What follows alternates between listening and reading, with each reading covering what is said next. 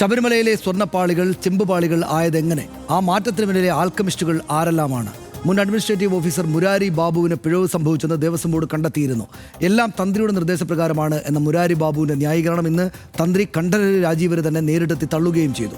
മുരാരി ബാബുവിലും ഉണ്ണികൃഷ്ണൻ പോറ്റിയിലും മാത്രം ഒതുങ്ങുന്നതല്ല ശബരിമലയിലെ കള്ളക്കളികൾ എന്ന് വ്യക്തമാവുകയാണ്. ഇന്നുണ്ടായത് എന്തെല്ലാമാണെന്ന് നോക്കാം. ആദ്യം ആർഡേസ് റാപ്പ്. ശബരിമല സ്വർണ്ണപ്പാളി മോഷണത്തിൽ ആദ്യ നടപടി നേരിട്ട മുരാരി ബാബുവിനെ പ്രതിക്കൂട്ടിലാക്കും വിധമാണ് തന്ത്രി കണ്ഠരര് രാജീവരുടെ പ്രതികരണം. തന്ത്രി നിർദ്ദേശിച്ചത് പ്രകാരമാണ് അറ്റകുറ്റപ്പണി നടത്തിയതെന്നായിരുന്നു മുൻ അഡ്മിനിസ്ട്രേറ്റീവ് ഓഫീസർ കൂടിയായ മുരാരി ബാബു വ്യക്തമാക്കിയിരുന്നത്. ഈ വാദങ്ങളെല്ലാം തന്ത്രി അപ്പാടെ തള്ളി. മുരാരി ബാബു ചുമതലയിലിരിക്കെ 2 ഘട്ടങ്ങളിൽ പിഴവ് സംഭവിച്ചെന്നും ദേവസ്വം ബോർഡ് വിലയിരുത്തുന്നു. 2019 ദ്വാരപാലക ശില്പത്തിലെ പാളി സ്വർണമായിരുന്നെങ്കിലും ചെമ്പെന്ന് റിപ്പോർട്ടിൽ രേഖപ്പെടുത്തിയത് മുരാരി ബാബു ആയിരുന്നു. ശില്പം വീണ്ടും അറ്റകുറ്റപ്പണിക്ക് ഉണ്ണികൃഷ്ണൻ പോറ്റിക്ക് കൊടുത്തുവിടണമെന്ന് ഫയലിൽ എഴുതിയതും ബാബുവാണ്. പാളികളിൽ ചെമ്പ് തെളിഞ്ഞ് കണ്ടതിനാലാണ് ചെമ്പ് പാളിയെന്ന് രേഖപ്പെടുത്തി സ്വർണം പൂശാൻ കൊണ്ടുപോയതെന്നാണ് മുരാരി ബാബുവിന്റെ ന്യായീകരണം. എത്ര തീരുമാനം സംഭവിച്ചാലും സ്വർണം പൂശിയ ചെമ്പ് പാളിയിൽ അല്പമെങ്കിലും സ്വർണം അവശേഷിക്കുമെന്നാണ് അറ്റകുറ്റപ്പണി നടത്തിയ സ്മാർട്ട് ക്രിയേഷൻസ് വിശദീകരിക്കുന്നത്. സ്വർണ്ണപ്പാളി വിവാദം തുടർച്ചയായി 3-ാം ദിവസവും നിയമസഭാ നടപടികൾ സ്തംഭിപ്പിച്ചു. നിയമസഭയിൽ ഭരണ പ്രതിപക്ഷ കയ്യാങ്കളിയിലേക്ക് കാര്യങ്ങൾ നീങ്ങിയതോടെ സ്പീക്കർ സഭ നിർത്തിവെച്ചു. RDX rap news Malayalam.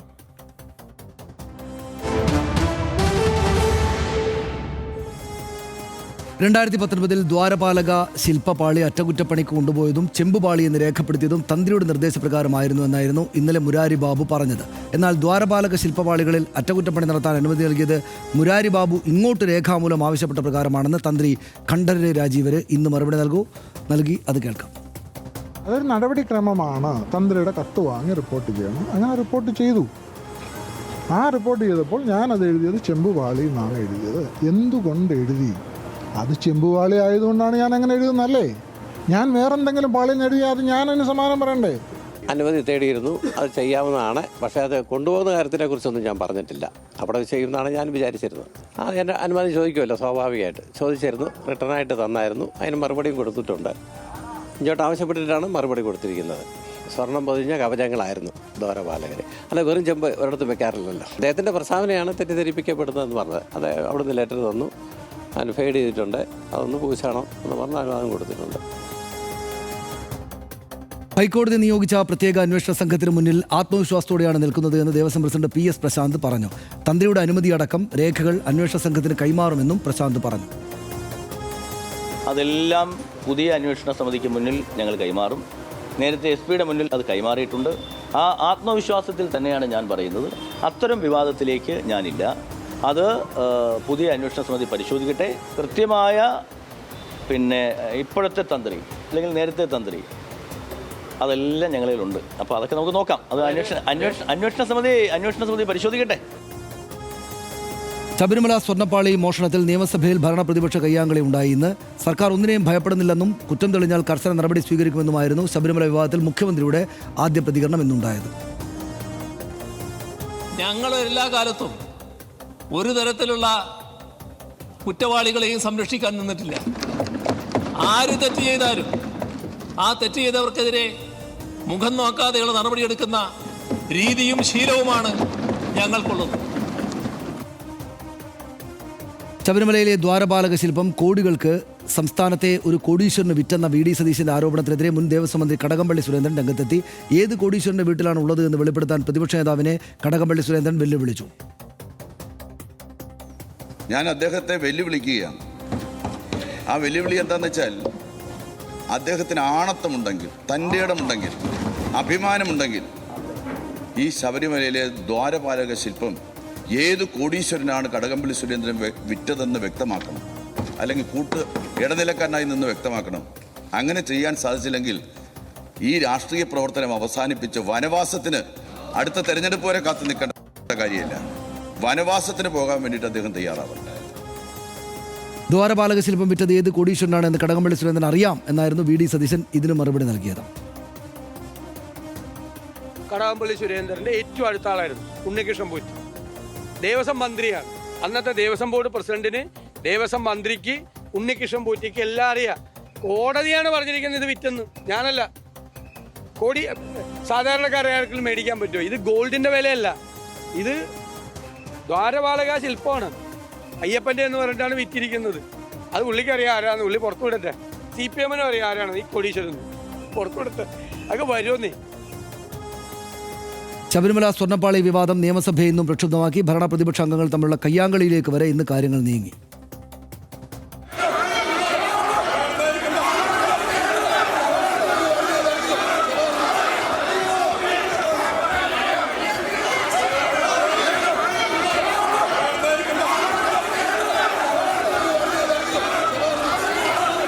കേരളത്തിലെ സ്കൂളുകളിൽ നിന്ന് കുട്ടികൾ വന്നു നിയമസഭ കാണാൻ. അവർ കണ്ടത് സ്പീക്കർ ആക്ഷേപിക്കുന്നതാ, സ്പീക്കർ മുഖം മറക്കുന്നതാ. ഇതാണോ പഠിക്കേണ്ടത്? ഇതാണോ ജനാധിപത്യം?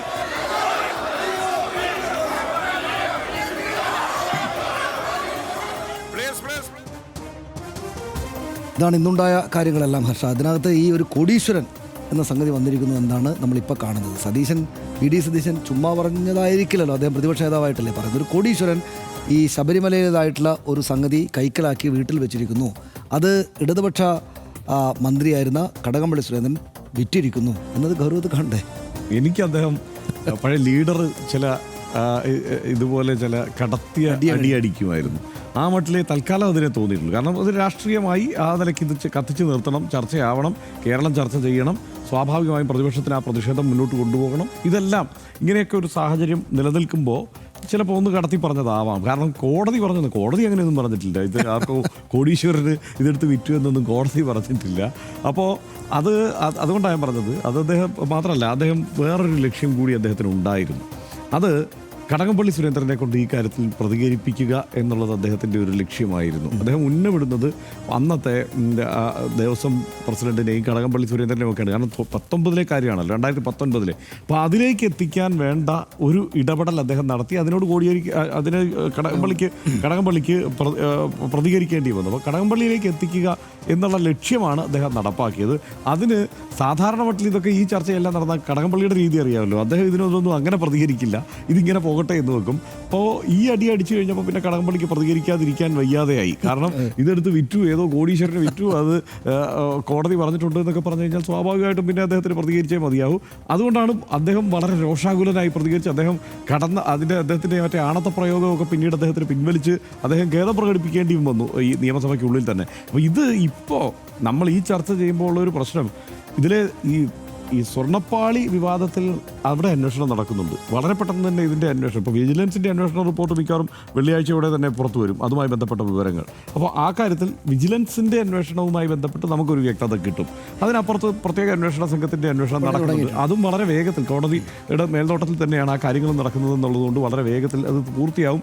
ആ കാര്യങ്ങൾ നമുക്കറിയാം. എന്തായാലും കഴിഞ്ഞ ദിവസം പറഞ്ഞതിനപ്പുറത്ത് വേറെ കാര്യമൊന്നും പറയാനില്ല. കാരണം നടപടിക്രമങ്ങളിൽ വളരെ കൃത്യമായി വീഴ്ചയുണ്ടായിട്ടുണ്ടെന്നുള്ള കാര്യത്തിൽ തർക്കമൊന്നുമില്ല. അതുകൊണ്ട് തന്നെയാണ് ഇപ്പോൾ തന്ത്രിയും മുരാരി ബാബുവും ഒക്കെ അങ്ങോട്ടും ഇങ്ങോട്ടും തിരിച്ചും മറിച്ചും ഒക്കെ പറയുന്നത്. അപ്പോൾ ഇതിൽ ഗോൾഡ് ഒട്ടിച്ച ഇതാണെങ്കിൽ സ്വർണ്ണപ്പാളികൾ എന്ന് വിശേഷിപ്പിക്കാവുന്ന ആ ഗോൾഡ് ഫോയിൽസ് ഒട്ടിച്ച ഈ ചെമ്പുപാളിയാണ് കൊണ്ടുപോയതെങ്കിൽ തീർച്ചയായും അവിടെ വെട്ടിപ്പ് നടന്നിട്ടുണ്ട്. അതല്ല ഇത് മങ്ങിപ്പോയ സംഗതിയൊക്കെയാണ്, അതല്ലെങ്കിൽ മങ്ങിപ്പോയതല്ല, ഇത് ചെമ്പുപാളി തന്നെയാണ് കൊണ്ടുപോയത്. മുരാരി ബാബു അങ്ങനെയാണല്ലോ പറഞ്ഞത്, ചെമ്പാണ് എന്ന്. അത് തന്നെയാണെങ്കിൽ ആ നിലയ്ക്ക് കാര്യങ്ങൾ തിരിച്ചറിയും. എന്തായാലും ഇതിലൊരു ചെറിയ പ്രശ്നം ഉറപ്പായും കണ്ടെത്തും. ഗുരുതരമായ പ്രശ്നമാണോ എന്നറിയാൻ നമ്മൾ കാത്തിരിക്കണം. ഇപ്പോൾ ഈ പറഞ്ഞ കോടീശ്വരൻ്റെ കാര്യത്തിലൊന്നും എനിക്ക് അത്ര വലിയ വിശ്വാസം പോരാ. അതാണ് വരും ദിവസങ്ങളിലെ കാര്യങ്ങൾ അറിയൂ. പക്ഷേ ഇതിനകത്ത് ഒരു കാര്യമുള്ളത് നേരത്തെ പറഞ്ഞല്ലോ, ഇദ്ദേഹത്തിന് ആണത്ത പ്രയോഗം നടത്തി പിൻവലിക്കേണ്ടി വന്നു. ഇന്നിപ്പോൾ ഷംസീർ, ഞാൻ നോക്കുമ്പോൾ ഷംസീർ സ്പീക്കർ അവിടെ നിന്ന് പറയുന്നുണ്ട്, കുട്ടികളിരിക്കുന്നുണ്ട്, ജനാധിപത്യം ഇങ്ങനെയാണോ സഭയിൽ നടക്കുന്നതെന്ന് അവർ കാണുന്നുണ്ട്, അവർ പഠിക്കും എന്ന് വളരെ രോഷാകുലനായിട്ട് വളരെ ശബ്ദം ഉറക്കെ പറയുന്നത്. മുഖ്യമന്ത്രിയുടെ പ്രയോഗം അതുകൊണ്ട് ഞാൻ പറഞ്ഞു, അതായത് ഈ കുട്ടികൾ അവിടെ ഉള്ളപ്പോൾ 2 പൊളിറ്റിക്കലി ഇൻകറക്റ്റ് പ്രയോഗങ്ങളാണ് ഉണ്ടായത്. ഒന്ന് മുഖ്യമന്ത്രിയുടെ ഭാഗത്ത് തന്നെ ഉണ്ടായി, അതായത് അതൊട്ടും പറയാൻ പാടില്ലാത്തതായിരുന്നു എന്നൊരു അദ്ദേഹത്തിൻ്റെ പ്രായത്തിൻ്റെ ആനുകൂല്യം നമ്മൾ കൊടുക്കാം. അദ്ദേഹത്തിൻ്റെ നാട്ടിൽ അദ്ദേഹം കേട്ട് വന്നിട്ടുള്ളൊരു കാര്യം അദ്ദേഹം പ്രയോഗിച്ചു എന്നാണ്. പക്ഷേ രാഷ്ട്രീയമായിട്ട് എതിർക്കേണ്ടതിന് പകരം സാധാരണഗതിയിൽ ആളുകളുടെ സവിശേഷത, അദ്ദേഹം കുറഞ്ഞതായിട്ട് കാണുന്ന ചില സംഗതികളെ പറയൽ മുഖ്യമന്ത്രി പിണറായി വിജയൻ്റെ ഒരു രീതി അല്ലായിരുന്നു. ഈ മുഖ്യമന്ത്രി ആയതിനു ശേഷമെങ്കിലും നമ്മൾ കാണുന്ന കാലത്തെങ്കിലും അദ്ദേഹം അങ്ങനെ ആളുകളുടെ ശാരീരിക സവിശേഷതയെ ചൂണ്ടിയിട്ട് അങ്ങനെ പറയാറില്ലായിരുന്നു. പക്ഷേ ഇതൊരു തെറ്റായ കാര്യമായി. അത് വി ഡി സതീശൻ കൃത്യമായി തന്നെ പറഞ്ഞു, അത് തിരുത്തണം, ഖേദം പ്രകടിപ്പിക്കണമെന്ന് പറഞ്ഞു. അത് ആ നിലക്ക് അഡ്രസ്സ് ചെയ്യേണ്ടുന്നൊരു കാര്യമാണ്. കടകംപള്ളി സുരേന്ദ്രൻ പെട്ടെന്ന് തന്നെ അത് പിൻവലിച്ചു. എന്താ പ്രശ്നം എന്ന് വെച്ചാൽ ഈ ബോഡി ഷെയ്മിംഗ് ഒന്നും ഇപ്പോഴത്തെ കുട്ടികൾ തീരെ സഹിക്കില്ല. ഏറ്റവും നിസ്സാരമായിട്ടുള്ള കാര്യം പോലും അവർക്ക് മനസ്സിലാവും. അവർ സ്കൂളുകളിൽ ചെറിയ പ്രായത്തിൽ തന്നെ അവർ ചർച്ച ചെയ്യുന്ന കാര്യം അതാണ്. ആ കുട്ടികൾ അവിടെ ഇരിക്കുമ്പോഴാണ് ഈ പറയുന്ന പരിപാടികൾ അവിടെ നടന്നത്. അപ്പം ഈ കാര്യത്തിൻ്റെ വസ്തുത പെട്ടെന്ന് വെളിവായാലുള്ള ഗുണം ഇമാതിരിയുള്ള സുഖകരമല്ലാത്ത കാര്യങ്ങൾ പറയും. സാധാരണ വളരെ പെട്ടെന്ന് പ്രകോപിതനാകാറും ഉള്ള ഒരാൾ വി ഡി സതീശനാണ്. പ്രതിപക്ഷം പ്രകോപിപ്പിച്ച് സർക്കാരിനെ കുഴപ്പത്തിലാക്കാൻ ശ്രമിക്കുകയും അവസാനം പ്രതിപക്ഷം തന്നെ പ്രകോപിതരാകുകയും ചെയ്യുന്ന ഒരു പതിവാണ് കണ്ടുവരുന്നത്. വി ഡി സതീശൻ പ്രതിപക്ഷ നേതാവായതിനു ശേഷം നടന്ന പല സെഷനുകളിലും പല പരിപാടികളിലും അദ്ദേഹം വളരെ വൈകാരികമായി പെട്ടെന്ന് പ്രതികരിക്കുന്ന ആളാണ്. ഇത്തവണ പക്ഷേ ഈ കാര്യത്തിൽ സർക്കാരിനെ പ്രകോപിപ്പിക്കാനും സ്പീക്കറെ പ്രകോപിപ്പിക്കാനും ബാക്കി ഭരണപക്ഷത്തെ മൊത്തത്തിൽ പ്രകോപിപ്പിക്കാനും ഇങ്ങനെയുള്ള പരാമർശങ്ങൾ അവരെ കൊണ്ട് നടത്തിക്കാനും ഒക്കെ പ്രതിപക്ഷം വിജയിച്ചു എന്നുള്ളതാണ് വാസ്തവം. അതാണ് ശബരിമല സ്വർണ്ണപ്പാളി വിവാദത്തിൽ ആരാണ് സത്യം പറയുന്നത് എന്നും ആരൊക്കെയാണ് കള്ളം പറയുന്നത് എന്നും കലങ്ങി തെളിയേണ്ടതുണ്ട്. അയ്യപ്പൻ്റെ സ്വർണ്ണം മോഷ്ടിക്കപ്പെട്ടു എന്നതിൽ ഇനി സംശയത്തിനിടയില്ല. ആരുടെയൊക്കെ കയ്യിൽ അതിൻ്റെ പങ്കുണ്ട് എന്നാണ് അറിയേണ്ടത്. ഉണ്ണികൃഷ്ണൻ പോറ്റി വിചാരിച്ചാൽ മാത്രം നടപ്പാക്കാവുന്നൊരു മോഷണമല്ല ശബരിമലയിൽ നടന്നത്. പ്രത്യേക അന്വേഷണ സംഘം അവരുടെ ജോലിയിലേക്ക് കടന്നു കഴിഞ്ഞു. എല്ലാത്തിനും വൈകാതെ ഒരു ഉത്തരം ലഭിക്കുമെന്ന് പ്രത്യാശിക്കാം.